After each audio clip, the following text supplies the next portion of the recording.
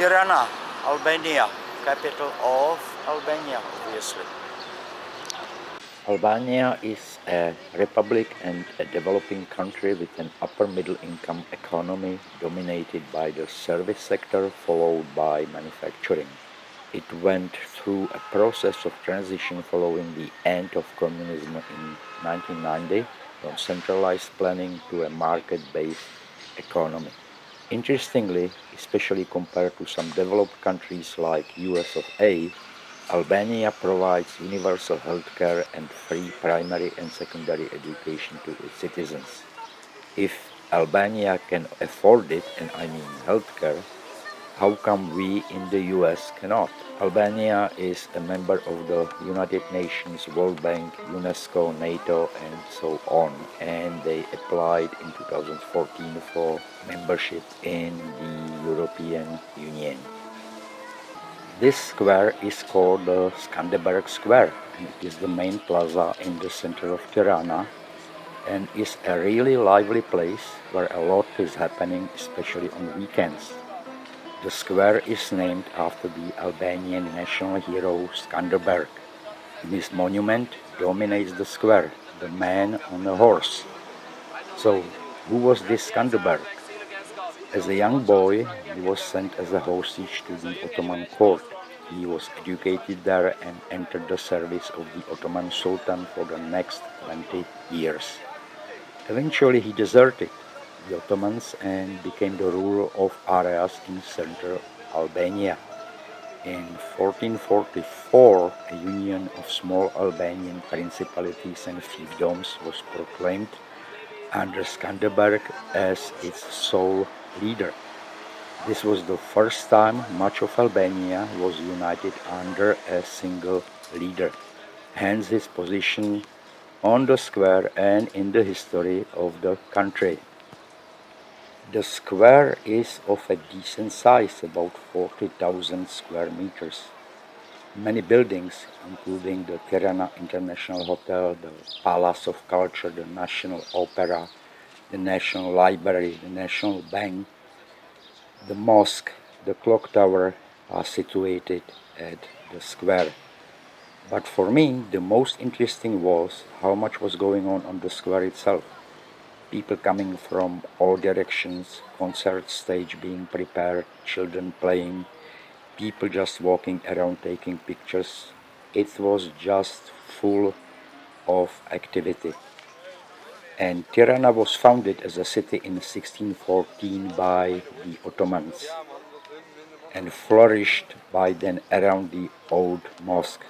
The area today corresponds to the city's territory, has been continuously inhabited since the Iron Age, and it is also among the wettest and sunniest cities in Europe with over 2,500 hours of sun per year. So, pretty interesting place to visit, I would say. Other than that, I would say you would not find or you will not find many super historical buildings in Tirana, but what was really very appealing to me how green it is.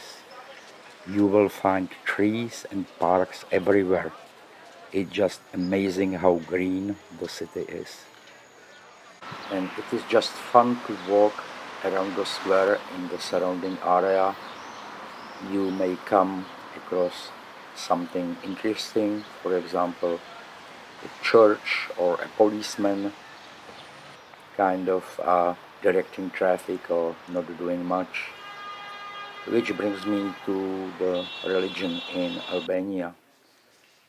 A little bit more than 50% of Albanians are Muslims. There are some minorities. There is a Christian minority for one. Maybe you recall that Mother Teresa was an Albanian nun. She was born here, didn't live here at all. Worked in India as far as I recall.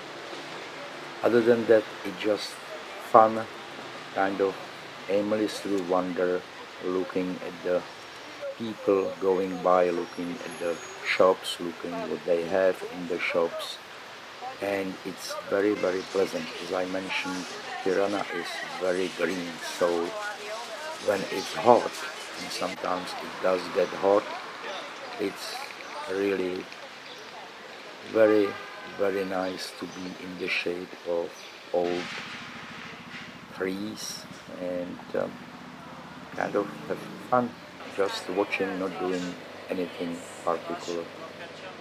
And this is a street that I just came across absolutely randomly, just a few minutes from the main square, and it looks like it's a place to be if you want to dine al fresco. So many restaurants, so many little gardens, I would say, and in between you can see some street entertainment, possibly. You can even go into some kind of a food court. Actually, it's not a real food court, it's just a area behind the walls that hosts many shops and even more restaurants where you can again eat either al fresco or inside. It's just a place that's buzzing with activity in the evening. Normally, when I travel, I try to eat some national food, but today I am just kind of tired and I'm not in a mood for a sit down dinner, so I just go for the old familiar pizza. And looks like locals like it. The place is pretty busy.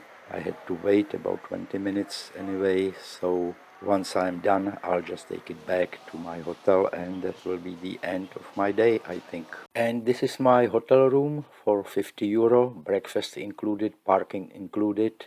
Not bad, I would say. Anyway, thank you for watching. Hope you liked it. See you next time. Goodbye.